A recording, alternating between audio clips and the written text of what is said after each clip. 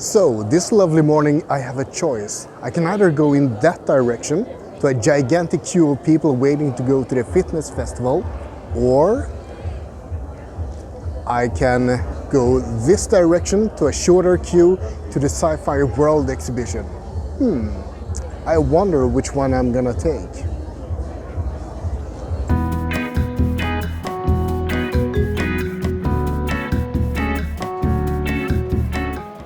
There were tons of stuff to see at Sci-Fi World.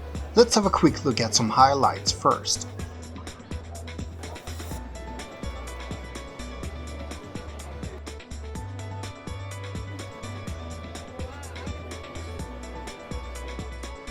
Alright, time to dig into some details about the convention.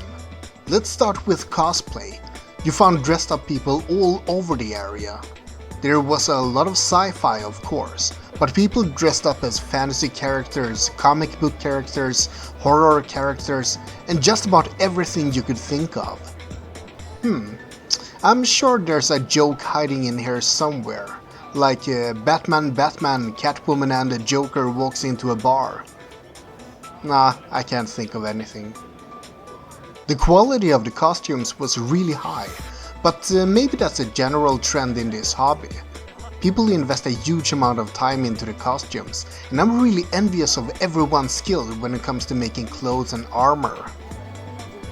And when you have a good costume, you want to have good pictures with it as well.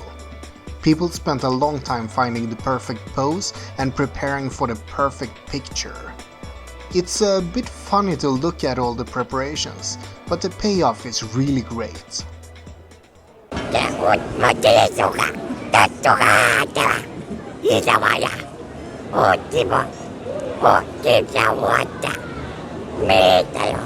I hope you understand, because I'm afraid I don't. I think I have offended him. Whoops. Let's have a chat with another Batman instead. A friendly neighborhood Batman. But, Mr. Batman, where's Robin? I don't know. I've been looking for him a long time, but I think Catwoman is involved. Dastardly deeds are afoot. Yeah.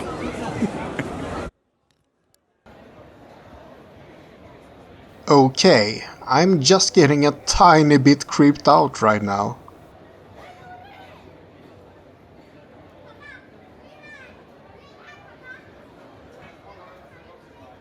Hi, I'm Freddy Krueger. I will probably see you in your nightmares. But first, you need to come here and see me. Sweet dreams. SciFiWorld Stockholm is similar to Comic-Con Stockholm in many ways. It's smaller and even more focused on the geek aspect though. For some reason I get a more laid-back and approachable feeling from this convention compared to Comic-Con. It's easier to connect to people. But enough of that. Let's look at what else you could find here, such as a full-size X-Wing fighter. And if you're not satisfied just looking at it, you could even get inside it and have your picture taken while you pretend to be Red Leader, or Gold Leader, or Pink or Black or whatever color they have. Or maybe do some sparring with the lightsabers. I have a sneaky suspicion that these people have done this before. There's just something that tells me that they aren't complete beginners.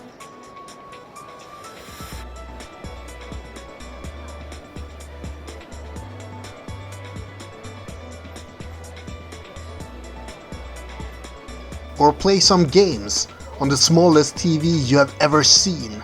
Smallest one I've ever seen at least, and I was used to tiny televisions as a kiddo. Or maybe you want to buy yourself a Commodore 64, 1200 crowns. I think that's about the price of a new one back in ye old 80s. Or check out the non-digital games. You could buy board games here, or you could sit and play with people at tables. Lots of geekiness all around either way. I was at Sci-Fi World a couple of years ago, but this is so much bigger than what I saw back then.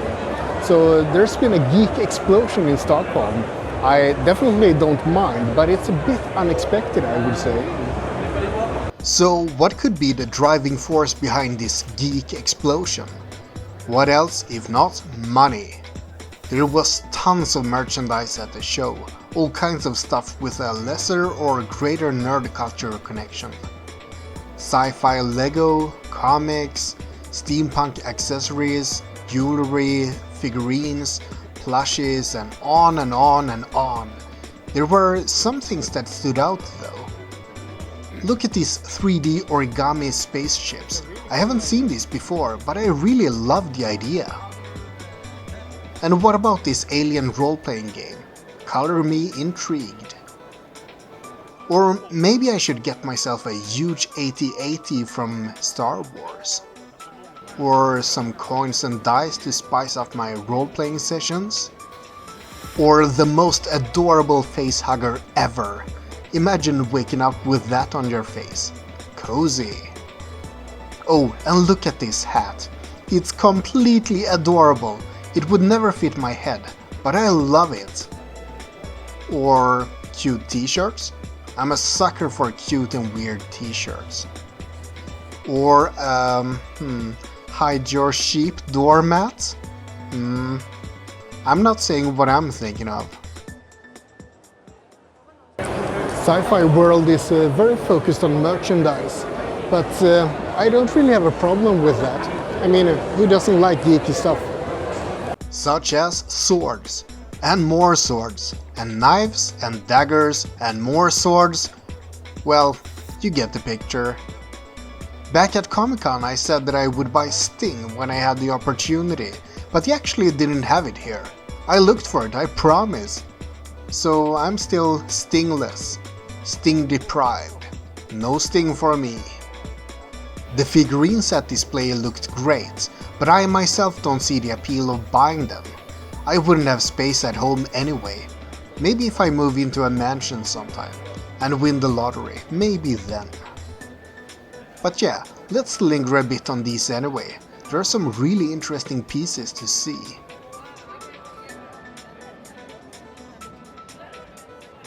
I could see myself buying some Lego figures though. Those are the right size at least. Hey, check out the cutest little Iron Throne you have ever seen. Yeah, and some other stuff as well. These do look really good, better than the Lego figures. And if you want something more perishable, check out these chocolate pieces. Haven't you always wanted to put Yoda into your mouth? Delightful thought, right? But there's more at Sci-Fi World. A big thing here is the meet and greets and photo shoots with celebrities. There's a mix of has-beens and wannabes and some people that I really haven't heard of. So behind me you have all the celebrities waiting for people to take photos with them and pay an exorbitant amount of money to do that. And there's basically no queue to, Natalia, whatever she's called, the girl in Mandalorian now, and Michael Madsen, no queue.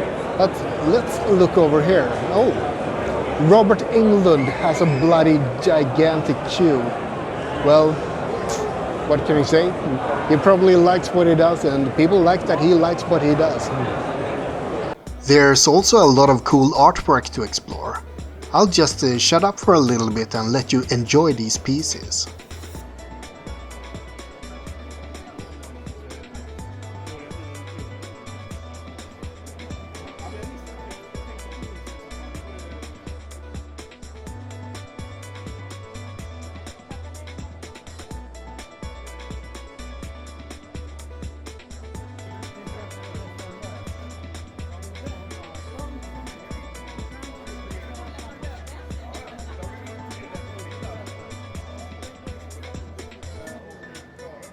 But hey, let's get back to cosplay for a bit.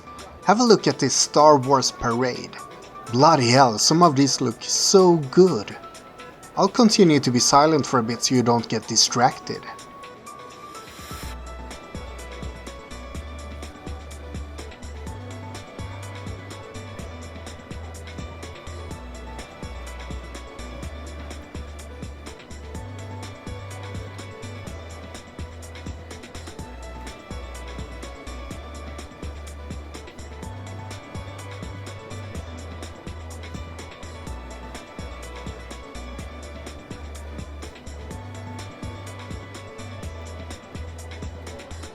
And speaking of cosplay, there was a cosplay competition as well on Saturday.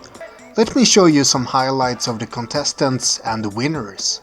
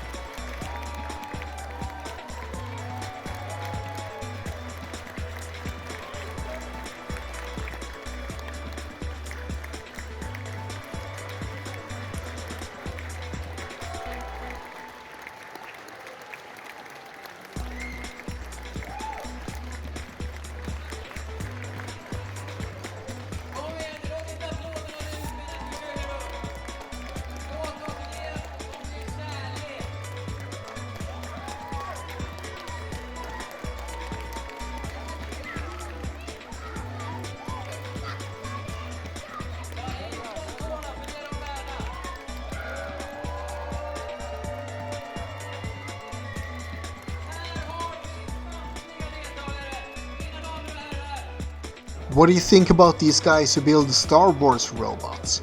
Nerdy as hell, but I love it. If you want to sit down for a bit, you can check out the talks on the stage, if you can make your way through the enormous crowd of people, that is. Or you can sit down while you get needles punched into your flesh. Ever thought about getting a tattoo? A sci-fi convention seems to be the perfect place to do that. What's with the military presence? I just don't think a contemporary military setting has much to do at a sci-fi convention. Oh well, seems like the kids like it at least. Whatever makes them happy. And if I have to complain about things, let's bring up the mystery boxes as well. Or as I like to call them, loot boxes. I understand that people are tempted by them, but it's really a horrible business to lure people into buying random crap. Stop buying these! You hear me? Stop it! But alright, let me end on a high note. Nordic Legion's Cosplay had a collaboration with the Children's Cancer Fund, and people could have their photos taken with cosplayers to support cancer research. I mean, this is just awesome. Geek culture combined with making the world a better place, all while people get cool photos at the same time. A brilliant idea. All in all, SciFiWorld is a perfect place to release your inner geek. You can watch the cosplay parades, buy merchandise, or have your photos taken with celebrities. There's a lot of stuff to do, and see in particular. So get your butt over here and have a lot of fun. Well, that's all for now. Have a great day.